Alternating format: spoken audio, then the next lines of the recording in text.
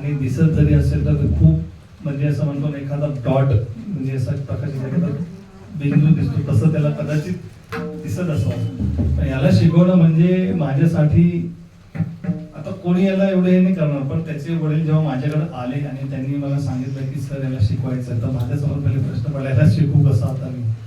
कदाचित दुसरं कोणी असतं तर तो नाही म्हटलं असता, पण मी प्रयत्न केला, थोडं धाडस केलं. मी म्हटलं ठीक आहे प्रयत्न करूया, झालं तर ते त्याचं, माझं काही नसेल, कारण की मी त्याला प्रयत्न करून द्यायचा, पण ते त्यांनी घेतलं आणि ते त्याचंच झालंय.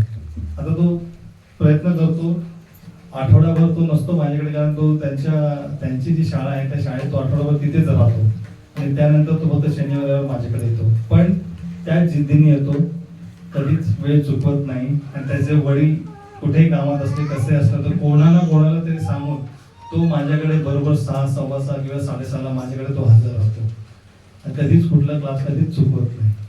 आता प्रयत्न करतो तो वाजवण्याचा आणि मी त्याला देण्याचा प्रयत्न केलाय. आता कितपत आहे अजून त्याला पुढे खूप न्यायचं आहे.